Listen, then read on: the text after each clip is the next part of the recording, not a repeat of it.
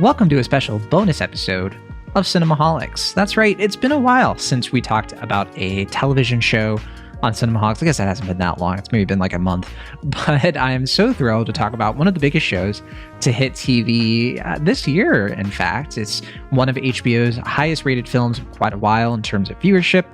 And I have been aching to talk about House of the Dragon, spinoff of Game of Thrones, a prequel spinoff, I suppose. But I wanted to make sure, it's me, John Negroni, of course, in case you forgot. Or John Negroni's Bagliato, I guess I should say. That is a reference. But before I get into all that stuff, I have to bring in somebody who knows their thrones. They know the world of Ice and Fire, but a longtime friend of the pod, freelance writer, one of the best film critics I personally know, and you will too, in case it's your first time hearing her talk on the podcast. But it's Julia Teti. Julia, how are you doing? I'm doing well, John. Thank you for having me back. It's been a minute. It was inevitable. Yeah, you know what? It's felt like it's been 172 years before the birth of Daenerys Targaryen. That's how long it's been. That's how long. There have been a lot of time skips in between podcast appearances that you've had. Oh, definitely. We need to clean that up. It needs to be a little bit more consistent, more of a flow. But no, we used to do Extra Milestone all the time together. I miss talking about classic movies with you, but I think talking about Game of Thrones stuff might be close to, I don't want to say as good, but in the same zone of fun. Oh yeah, I think we're going to have a grand old time, as much as one can have in Westeros. Yeah, that's right. Yeah, and I didn't do too much of the lead-in explanation of House of the Dragon, because I want to start with Game of Thrones. I mean, a lot of people listening will know what Game of Thrones is. It's, one of the biggest shows of all time. It's one of our next big franchises, I want to say. I mean, if George R.R. Martin, the author of the book series, which is still ongoing, has his way. I mean, he wants to turn this into the next, like, kind of big cinematic universe sort of thing. And I think there's a lot of material to do that. And this House of the Dragon show is one of them. But before we get to it, Julia, I got to know about your Game of Thrones sort of backstory. I mean, again, we really haven't chatted about this show much. I mean, I messaged you, I was just like, Dragon Show, and you were like, yeah, Dragon Show. But beyond that, where are you at with Game of Thrones? I mean, were you a big fan of the show? Absolutely. I was actually someone who came to the show a little bit later, so I started picking up on it, I think by season 3 or 4, right when it was really reaching its peak, reaching That's when I came new in. heights. Oh, amazing. But Synergy. I did a lot of catch up with the series, much like every other devoted fan became really interested in it. Have not read the books, unfortunately, so my fandom is strictly based in the series, but I think that there's room for everyone who loves Game of Thrones, who's been such a fan of it. And so I'm just really excited to see how this series is continuing to expand, just like you said, with Martin continuing to write his book series, but also with the prequel series. I feel like there is so much space to explore, so many stories that we could see unfold. It's been really great to watch new creative voices return to Westeros. Mm-hmm. It has been exciting because I think that was the thing that kind of doomed Game of Thrones. I mean, the elephant in the room a little bit is that not everybody really liked how Game of Thrones ended because it went off book, and Martin didn't finish the series, so the showrunners kind of kept it going. But it really did feel like the showrunners kind of were done. And I was excited when I heard they were doing prequel stuff because it looked like they were going to get new showrunners. They were going to get fresh voices into this universe, which is, I think, what that show Game of Thrones badly needed. I think Game of Thrones probably would have ended a lot better if they had maybe switched to different showrunners who were still invested. It just really, I'm speculating, of course, but that's always been my sort of interpretation of what went down there. But I'm glad you mentioned the novels, because I do want to say from the top that I have read Fire and Blood, and so I kind of know what happens with Dance of the Dragon, with what this stuff is based on, but I'm not going to give anything away. We're not really going to talk about really any of the adaptation stuff much, I don't think. I think we're just going to talk about the show strictly. I might bring up a few things if relevant, but that won't be the focus of the conversation.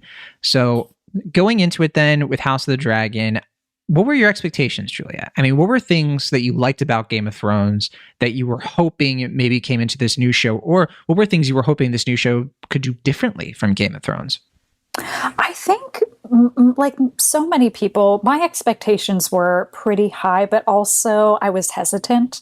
I was very tepid. I think you mentioned just how much of a letdown a lot of people felt with the series finale of Game of Thrones. It did feel really rushed. I think a lot of people had qualms that were completely valid, and then there were people who really enjoyed it. I think that both positions are very valid, but I was one of the people who had some frustrations about the series finale. So for me, it felt like an exciting clean slate. These are completely new characters. It's a completely new story, but it's rooted in something that feels very familiar to so many of us who were fans of Game of Thrones, fans of the original series, if we want to reference it that way while we're talking about the prequel series. So I was excited, but also a little bit tepid and hesitant.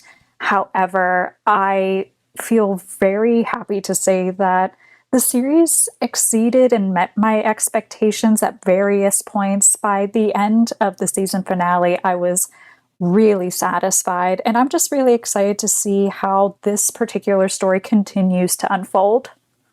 Yeah, because they're doing something different with this, and I'm sure we'll get into that and sort of how the format is different. But like you said, they're striking interesting balance between the familiarity of this world, so the things that do feel a little bit like, yeah, it's nice to be back in Westeros. But one of the things that I really hope we can talk about is some of the changes they made for the better that I think really plagued Game of Thrones, kind of dated the show quite a bit in many specific ways. But that I feel like House of the Dragon is an interesting case study in really how showrunners and how franchises can course correct, or they can fix previous mistakes by paying attention to the criticisms. And I think this show in very many ways is a big step up for those criticisms, at least, even though, yeah, I mean, when the show started and we even have like the same theme song, I was like, this is nice, but okay, like what's going to be different about it? And I think that they do choose like a totally different like way in for people with this, because where Game of Thrones was like this big sweeping epic based on the novels thing, it was very story driven, very character driven, but there was always a huge scope with it. Lots of sidelines, all the characters are in one place in the beginning and then they all spread out. And a lot of the fun of the show is like, oh, when are people going to reunite? And they're going to be so different when they reunite.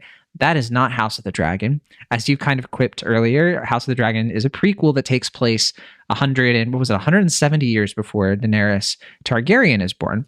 Something like that. I might have the numbers slightly off, but it's a long time. Like you said, new characters, totally new storylines, but they're characters that the books kind of reference a little bit, but the show doesn't really. Like, I feel like if you watch just the show, I don't think you really get any of this information, which is nice.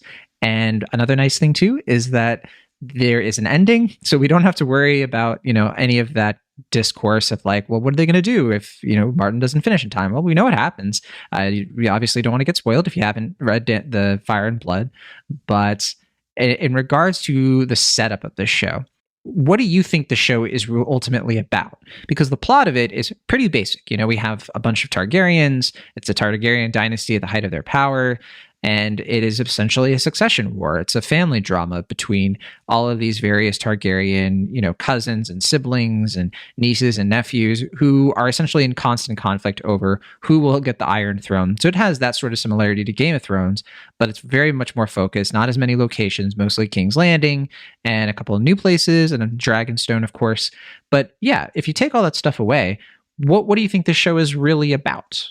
Yeah, absolutely. I think that one of the things I loved the most about this first season in particular is how House of the Dragon really introduces the politics behind Game of Thrones and within the world of Game of Thrones. I loved the kind of intimacy that we got by just sticking to a couple of families. We have the Targaryens, like you mentioned, the Valerians, as well as the Hightowers. And seeing all of those relationships undulate throughout the first season was so interesting. But I think where House of the Dragon sets itself apart from Game of Thrones is that it really does focus on the politics at hand within this first season. It almost feels like a preamble to the epic set pieces we're probably going to see in the second season and in seasons after that. So we get a sense of where everyone stands and how everyone is maneuvering this medieval chessboard. I think that it's done so, so well. And to bring in new directors and writers, but then to also have the series rooted in something familiar with the inclusion of Miguel Sapochnik in the first season. You know, he directed a few of the episodes from Game of Thrones originally. He won an Emmy Award. And George R. R. Martin is working very closely with Ryan J. Condal, who's also still involved with the series. Martin is himself quite involved with this prequel series. So it's been really great to see how this first season in particular, we will probably be able to discuss further seasons as they come out, hopefully. But it's great to see how this first season takes its time and almost feels like gives us chapters from a book. You know, these moments that we get to see each episode that is setting the stage for the Dance of the Dragons. Yeah. So we should say then, specifically the main showrunner here, as you mentioned, is Ryan Condal, who worked on the original show, and he wrote a few episodes. Miguel Sapochnik, I mean, you know, he directed a few episodes in this new season. Like you said, I mean, he's somebody who is getting acclaim and opportunities outside of HBO and Game of Thrones because, I mean, his work on Battle of the Bastards is just truly one of the all-time great TV battle scenes. I think a lot of people will say, you know, that would probably be part of his legacy. And it is interesting to see. He was a co-showrunner for a while, but it looks like Sapochnik will be moving on to other things. And then Condal, I think, I don't know if they're going to have another showrunner joining him, but for now, I do get the sense, because I don't know about you, but I do watch like the inside the episode stuff that they do afterward. And there, to me, is such a departure in terms of like, you know, Benioff and Weiss, who did the original Game of Thrones, when they did the inside the episodes, you could really tell that like toward the end, they were kind of just, you know, it felt a little bit obligatory to me. But Condal, I think, is certainly, I feel like is very refreshed by this material, and you can just really sense that he has a passion for telling the story start to finish that I'm just personally happy to see. But yeah, you know, the characters here, I wanted to talk, you know, mainly about who really sticks out to you, because, you know, that's the thing that I think separates this show from the other big high profile, you know, high fantasy prequel, which is Rings of Power, which I know you've been watching, but and also had its finale recently. I haven't really watched Rings of Power yet. And one of the reasons, I got to tell you, because people have asked me, it's like, well, what are you waiting for? You like Lord of the Rings, and I do. I think Tolkien, of course, he's one of the main inspirations for George R. R. Martin. Martin has talked so often and so brightly about how what Tolkien means to him. And obviously, like, Tolkien was the forerunner to a lot of fantasy authors that I love.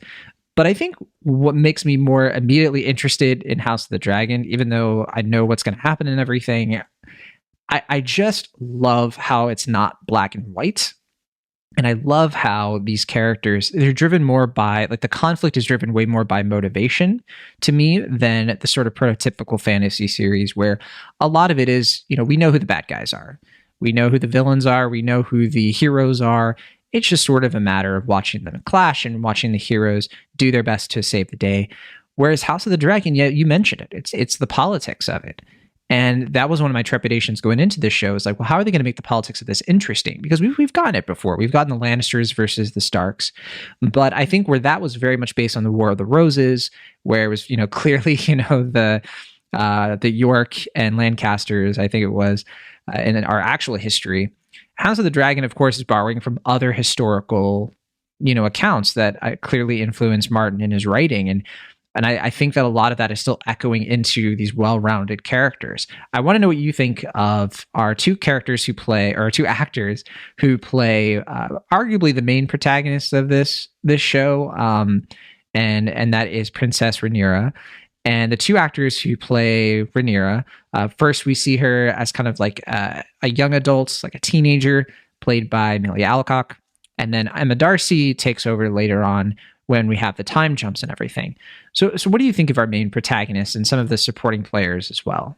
Yeah, I think Rhaenyra is such a great character. It's been so fun throughout the first season to see that character's trajectory and how we get to sort of chart her journey from when she is about 13 or 14 years old at the beginning of the season up until Rhaenyra is probably within her either late 20s or early 30s, it would seem.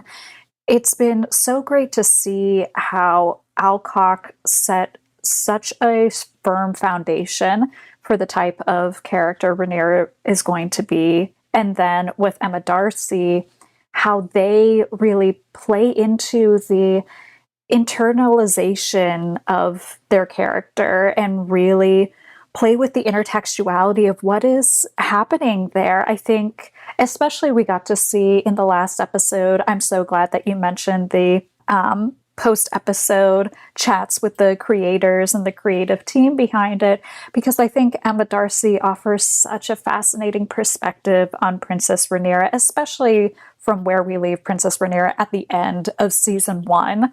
This is a character who fluctuates and undulates, and I loved what Emma Darcy said about how Rhaenyra, by the time we get to the end of the season, has been waiting for a letter for a lifetime, is what Darcy says of the character.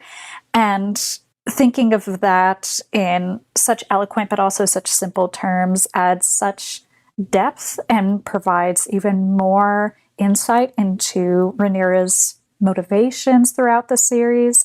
It's been so great to see how these actors approach this particular character at different points in Princess Rhaenyra's life. And I think that it just sets a very firm and strong foundation for what we're going to see in later seasons. Absolutely. So I guess that gets then into my only real criticism of the show that like really like is still irking me, because obviously there's certain things that happen throughout the show that I wasn't the biggest fan of, but I was able to sort of be like, you know what, I'm with you. I know some people haven't really liked the time skips. I get it, because I do understand that the time skips can make things feel a little bit rushed. They can feel a little bit like, well, I kind of want to see these relationships develop a bit more before we jump to everything feeling kind of settled. But ultimately, I accepted it because I was like, it really fits the story, so I don't have huge issues with it. The thing that I do struggle with, though, and I'm curious where you stand on this, because we have been known to disagree, feverishly. So who knows? This could be another opportunity for that. But like I said before, I like that, the story's never been very black and white. Contrary to the House of Black and White from Bravos, it's always been like morally gray. And I think that it still is that with Princess Rhaenyra, and then also her childhood friend who she's mainly in conflict with, and that is Queen Alicent, portrayed by Olivia Cooke as an adult and moving forward, and then portrayed by Emily Carey in the early episodes. And I think the show is really positioning it in two different conflicting ways, at least for me. And that's, you're supposed to sort of feel like, it's tragic because you want the Greens, which are kind of Team Alicent and her children that she has with Rhaenyra's father. You want them to get along. You don't want there to be all this conflict with the Blacks, who sort of represent Rhaenyra's side, because the main plot is that her father names her his heir in order to prevent his younger brother from Daemon, played by Matt Smith, and the father played the king, played by Paddy Considine. They wanted to sort of prevent Daemon from taking over one day because he's a bit of a reckless, hot-headed. He could be the next, evil, mad Targaryen king. And what they do then is the sort of like unprecedented, we're going to name a woman as an heir. So then a lot of the show is about like women in power, but various stages of power, and how that interacts and how that ultimately ends up in conflict. And specifically how women in power within a patriarchal system, how that breeds like seemingly unending conflict that really like gets to the heart of what really like drives apart these two characters. And I think all of that's great. My criticism comes in with, I just think that the Greens are so hard to root for that I feel like at this point I'm only really like, I'm firmly Team Rhaenyra, and I don't understand how anyone can look at the show and be like, oh, this is clearly like I feel like the Greens got to go green all the way, or somebody who might say like, oh, I just feel like both sides are tragically misunderstood. Maybe more people are in that position, but what about you? I would say for myself, I'm definitely on the side of Rhaenyra. I think that she's such a fascinating character to root for. I think that, at the end of the day, she was named heir. We, as the audience, know that that was her father's wish, his dying wish. He thought that he was speaking to his daughter when he was dying, but unfortunately, lines got crossed, and Alicent makes an assumption that what he is talking about, which is the prophecy of the Song of Ice and Fire, which is the Aegon the First's dream that he has, his vision about everything that we will eventually see in Game of Thrones. But we know that Viserys always wanted Rhaenyra to take the Iron Throne. Bearing that in mind, I think it makes it pretty clear, at least from my perspective, that she is the person worth rooting for if we're going to take it on a binary position. But like you said, nothing is black and white in this series, and everything is up for conflict. I think that there is a really interesting exchange that happens in one of the final episodes. I believe it's the second to last episode, actually, where Alicent is talking to Princess Rhaenys, who, more background on her, she's played by Emma Best, and she actually offered her name to be placed on the Iron Throne. With all likelihood, potentially should have been placed on the Iron Throne instead of King Viserys. And so in this scene where Alicent is talking to Princess Rhaenys after the death of King Viserys, Princess Rhaenys says to Alicent, haven't you ever imagined yourself on the Iron Throne? And Queen Alicent says something to the effect of, and I'm paraphrasing, of course, but she does say something to the effect of, we cannot rule, but we can guide the men who do. And I think that that offers such an interesting complication to the sexual politics and the gender politics behind this series. And I think adds such an interesting depth to the politicking that's at play in this first season. It's another one of those small, intimate exchanges that adds so much to the season, adds so much to the series, and provides such a firm foundation for what we'll see in episodes to come. And again, I think also provides a really great preamble so that we have all the politics. We know what we're working with in season one. In later seasons and episodes, then we can move on to those epic battle scenes. Yeah, like the way I see it is that when you had Game of Thrones and you had the sort of the Lannisters who are so easy to hate, right? It does remind me of in this show, we have Kristen Cole, we have, Aegon not the younger, that's the other Aegon, but this Aegon the second, I guess they call him in this, because Aegon the Conqueror was way before. And we have Aemond, or not Aemond, was it Aemond? Yeah, he's Aemond. Vaemond is the Valyrian one. It's a whole thing. And then, you have Queen Alicent. And I just think that they're all very, evil. Or not evil, but I just feel like they're all very bad, I guess. I think the black characters, I mean black in terms of allegiance, they're just, I feel like a lot more sympathetic, I guess is what I'm getting at. Even, we have Larys, a character who literally murders his entire, not his entire family, but his father and his brother. And that's the side that sort of we're rooting against, I guess. But I guess when I look at Game of Thrones, it's you had the Lannisters who were really bad and they were really horrific, but they had Tyrion. I always felt like I could easily sort of see the Lannisters be like, you know what, maybe they should win because they have a better chance of dealing with this White Walker situation. I felt that at certain points of that show. I'm not really getting that with this. I'm just sort of getting, one side is clearly wrong, one side is clearly good.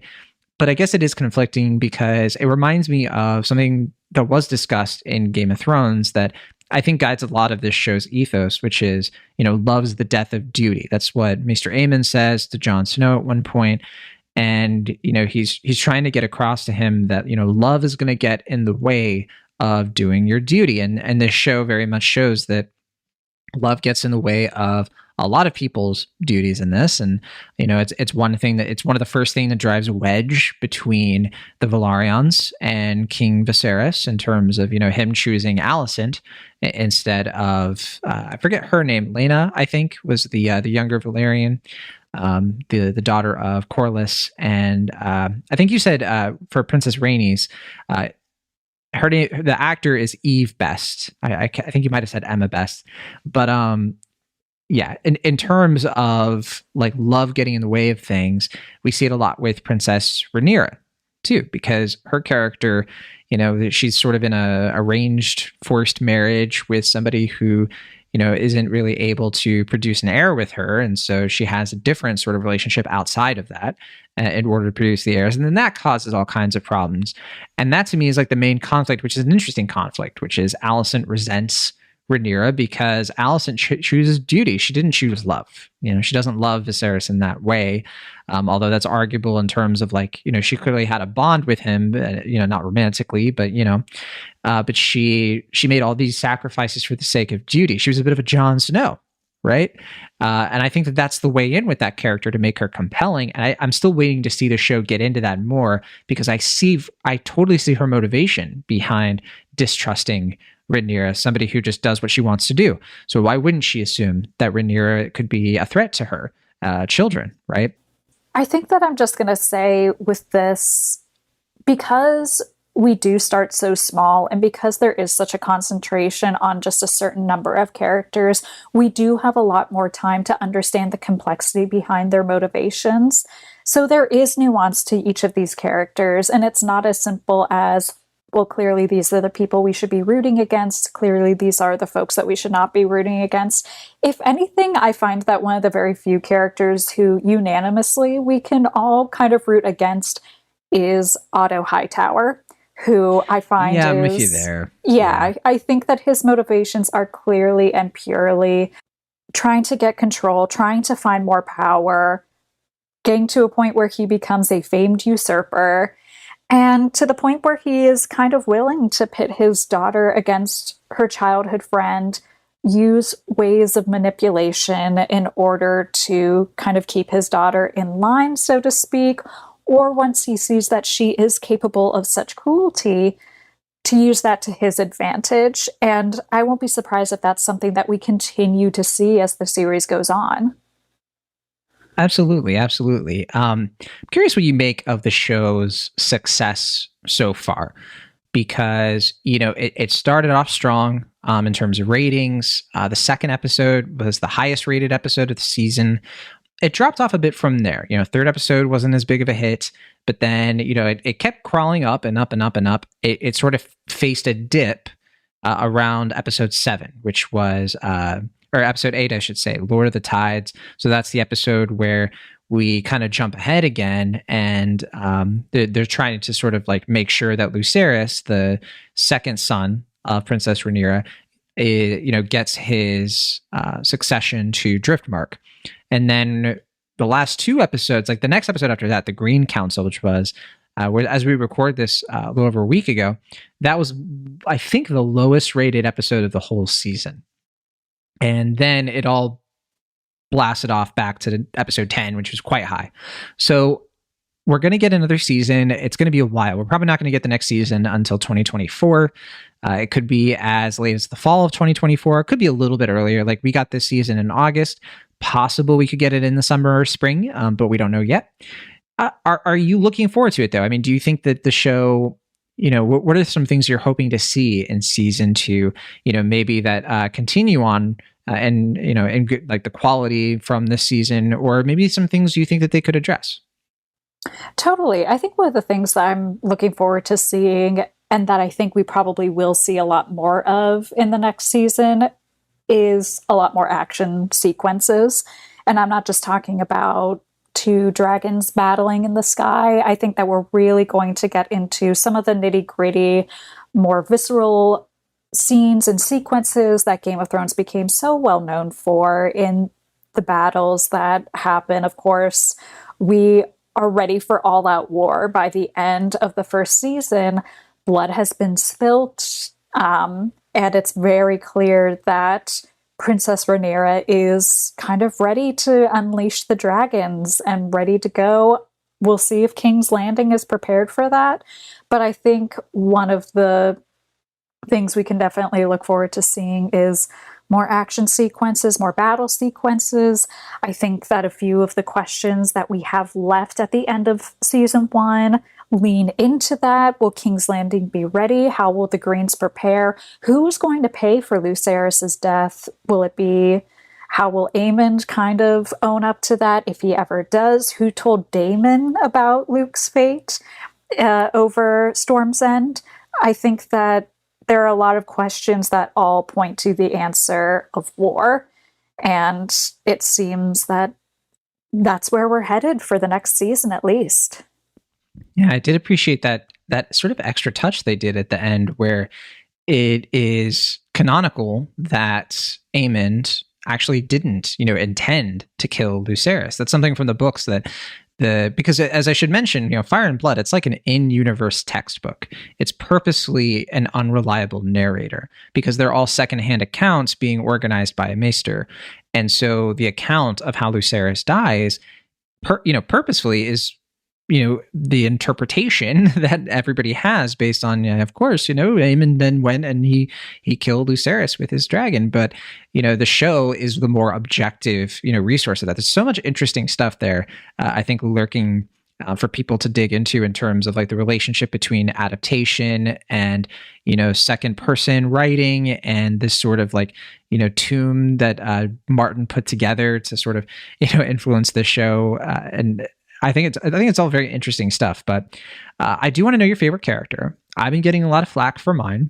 I will explain, but my favorite character, my problematic fave, I gotta say, is Matt Smith as Daemon Targaryen, who I think is a major presence, a major driving plot character in the early parts of the season. He kind of drifts more to the sidelines in a very interesting way, and I really like him because it's not that I like what he does. He is a bad person. He's kind of I think, in many ways, our Jaime Lannister of the show, where I think that he is very, very rough around the edges, but he has good reasons for why he is the way he is, and sort of unlayering his character, I think, is a lot of fun.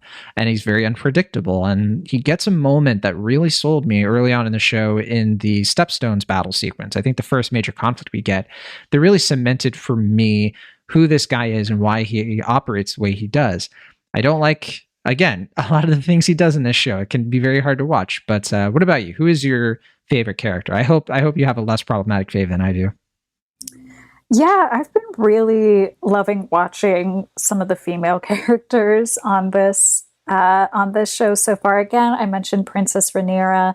I think Emma Darcy is such a star, and they give such a wonderful performance as the older Princess Rhaenyra. I love seeing that story play out, and I just love the inner work that you can definitely see Darcy doing as they're playing this role. I've been a fan of Olivia Cooke for a while, since Me and Earl and the Dying Girl.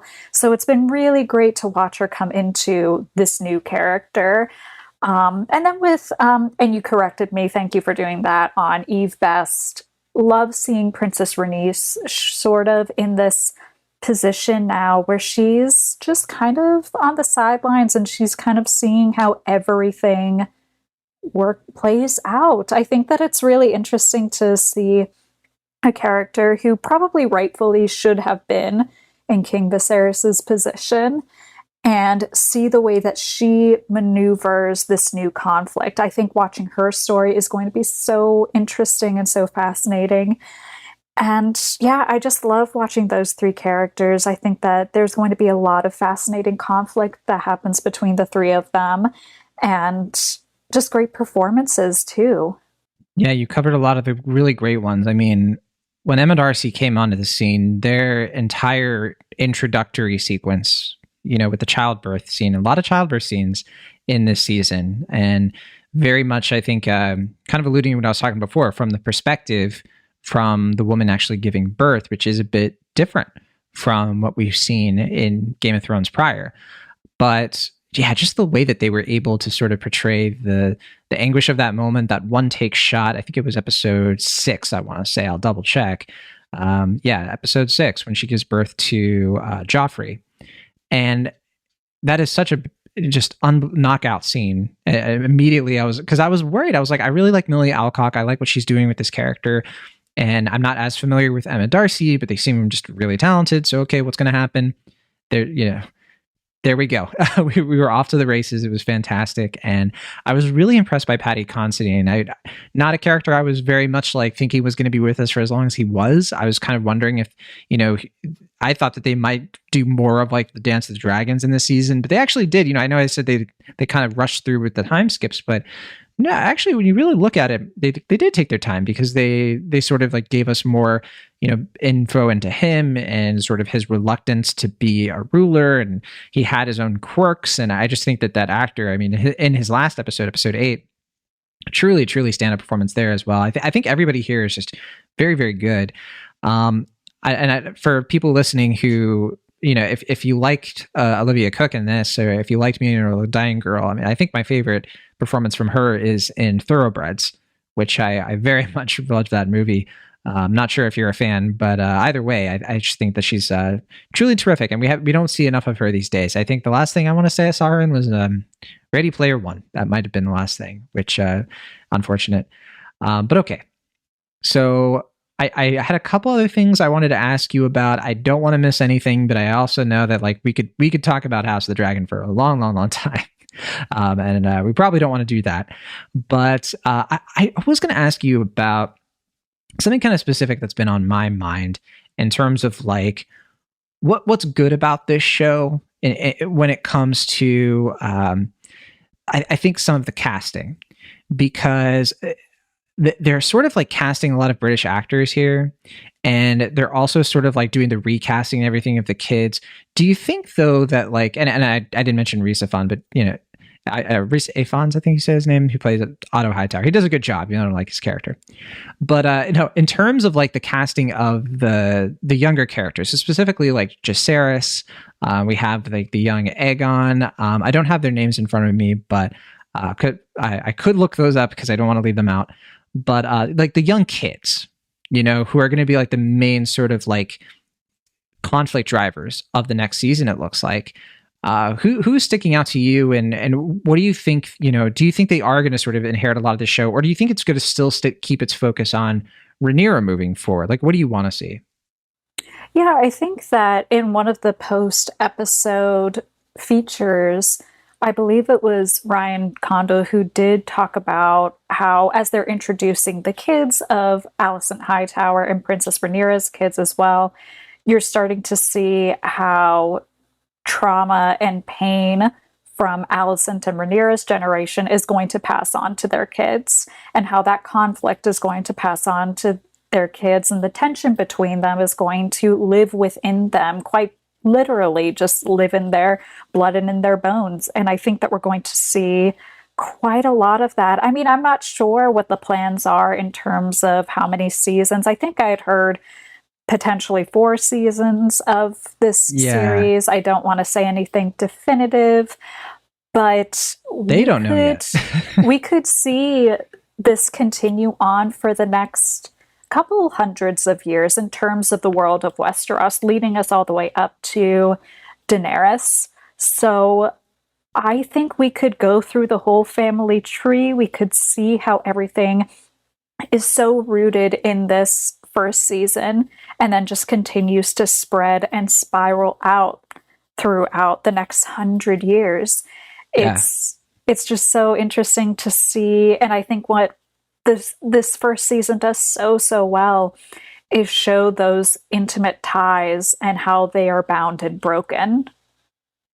Yeah, I think it was a very smart idea, I think, to do this show next. I know they originally were going to they had a couple other shows that were on the bubble, and they still might make, I think the one that they were going to make before was the one about Nymeria, who is like the Dornish, basically the person from Essos who goes to Dorne and kind of sets all that stuff up. She's the character that Arya names her direwolf after. and they reference Nymeria in the show too. I think in the first episode. But there's all kinds of stuff. I mean, they have the Long Night, of course. They have Aegon's Conquest. They have Duncan Egg, which is still like an ongoing thing that Martin is writing for. They have so many different like places in the world of Ice and Fire where they can go with this. I mean, I'm actually a little annoyed. I don't like the idea of a Jon Snow sequel series because I'm like, well, hold on. I feel like we got Jon Snow. I mean, I love Kit Harington, but I feel like I'm kind of done with the A Song of Ice and Fire saga at this point. I think we got it. If we got more Jon Snow and Arya, I'm for sure going to tune in. But what about you? I mean, where does your interest lie the most with the future of this series, this franchise? Because I think after this show, it's looking brighter than I think it was. Yeah, I think that there is a lot of opportunity to see how this will continue to grow. Right now, I'm really focused on House of the Dragon. I'm sort of a one series at a time type of gal. So I'm going to stick to Fair House enough. of the Dragon right now and really look forward to what can unfold in the next season. As for any spin offs and sequel series and potential projects moving forward, it'll be interesting to see how everything plays out and how everything starts to get connected. Yeah. I think that the Game of Thrones universe, it's so interesting that we get to kind of live and grow along with it because we saw it as it first came out, and now we get to be a part of watching it continue to grow and seeing that universe expand. There's so much room to explore different parts of Westeros and the Seven Kingdoms, but it'll be interesting to see how each series pulls from Game of Thrones and what made it such a remarkable series, what made it such a huge touchstone in popular culture. And to recapture that is going to be so difficult. But I think if House of the Dragon can tell us anything, trying something different and kind of almost stripping away the artifice of those huge battle sequences and really getting down to the bare bones of the politics and what is happening in terms of the conflict between these characters, I think that we have a lot to look forward to. And with Martin being as involved as he is, I hope that he continues to stick to the stories that he wants to tell, doesn't bend to what anyone else sort of wants to see from him, and just continues to grow that universe as much as he would like to. Yeah, this is definitely to what you're saying. One of the rare times I'm not horrified by how many producers are attached to this, because I do get the sense that like this is the last thing I want to bring up, and then we can of course call it a day, and then we'll maybe reconvene in a couple of years for season 2. But I touched on this earlier. I just like that it seems to me like they really took a look at what people were saying that they didn't like about the ending of Game of Thrones, but also things that Game of Thrones notoriously did for years. I think one of the hardest things for me, like staying with the show, there were times I really considered stopping with it because, there were specific scenes like violence against women, assaults, the way it was portrayed. Not that those things can't be in media, but there were just times where it felt voyeuristic. It did not feel like it was really considered, and it was, being thoughtful and considerate about what it was saying. There was just a lot of that. It felt very like, especially toward the end of the show, it was just there for shock value. And it was just there to be the next big WTF moment for people to speculate on. Like they were just trying to create those moments out of thin air. And that to me got very tiring. And I was like, you know what? People are going to enjoy that in their show. I don't have to be a part of it. And so I went into House of the Dragon worried that there might be more of that. But that's one of the things that's impressed me the most is that I just don't get that same sort of thing. I know some people will disagree. And, there are some scenes that are really hard to watch, very brutal to watch. But I think specifically with the gay characters in this season, specifically Laenor, and also, mentioning the childbirth scenes again, I do think there is like a little bit more of a respect for, how to like do that from a point of view that, centers the person being victimized instead of like, the camera being an observer, if that makes sense. It's a lot to get into and we don't have to spend a ton of time on it or anything. I did see an improvement, not perfect improvement, but certainly a huge improvement for me that makes me feel more comfortable liking this show than I was before, just me personally. And I just think that there was a real effort, made. And I think that that speaks to the value of criticism, and critics in general who were saying this and writing about this and making, in some cases, like YouTube video essays that are like 4 hours long, really unraveling like what the problem is there and why it keeps people from enjoying things the way they can be enjoyed. And it seems to me like they listened. And so that's really cool to see. Yeah, I agree. And again, this kind of goes back to what you were saying about how the creative team behind House of the Dragon may or may not have picked up on some of the criticisms of Game of Thrones, especially in latter seasons. But you can tell that there is a little bit more consideration to try something that is more intimate, is a little bit more thoughtful in terms of the positionality of the characters that they are putting on screen. And it isn't perfect. I know you and we both have our criticisms and our qualms with some of the things that we bore witness to watching this first season. But it does provide me with a little bit of hope that potentially these are lessons that will be learned from the first season that maybe might be a little bit more positively spun in episodes to come. But regardless, it is really interesting I think that it just continues to play to how House of the Dragon is trying something different. And they really clearly are trying to move the needle forward, whereas Game of Thrones might have stagnated at a certain point. I couldn't agree more. And lots of moments in the first season where I was just like, oh, no, not that. Why do we have to do that with the... No, but yeah, like you said, though, I certainly am very optimistic, much more so than I was before. I was kind of wondering, is this going to be a big failure? Is this going to be like, because it's happened so often where a spinoff is just going to crater, be dead on arrival, but it really hasn't been. I think people have been likening this to the success of something like Better Call Saul, and not a show that I've watched yet, much to the chagrin of co-host Will Ashton, who's a huge fan and really enjoyed how the show ended, I believe. But in terms of that was a very successful prequel in terms of, continuing in the engagement and the interest in the show, but expanding upon it despite being a prequel. It's really hard to do. Prequels are much, much harder to do than sequels in a lot of respects. And I do have one bit of not a correction, but more of some extra context. I didn't mention this before, but the series premiere, it was the biggest in HBO's history. So I kind of buried the lead there. It was a lot of people, 10 million viewers. So want to get that across that Game of Thrones is not going anywhere anytime soon, and I am interested in how it's going to sort of, like you said, sort of kind of grow and evolve over time. I do think that I don't think I've seen anything that matches the highest highs of Game of Thrones for me. We haven't really gotten a Red Wedding, for example, that has really made me sort of rethink the way that a story can be told in long form episodic television. But we certainly have gotten other moments that have really gotten close to some of the best moments, I think. That's a very weird sentence that I just said, but I hope it made sense. And with that, the last thing, Julia, I wanted to make sure you had a chance to plug something that you wrote for the Daily Beast, new byline alert. And I'm very, very proud to see this. I'm looking at the page right now. It's fantastic. Give it all you got. Yeah, so if you ever want to read some of my work, I recently appeared with the Daily Beast talking about 7 questions that I have following the season finale of House of the Dragon. Cover everything from dragons to that gemstone in Aemon's eyeball. Read at your pleasure. It was a joy to write.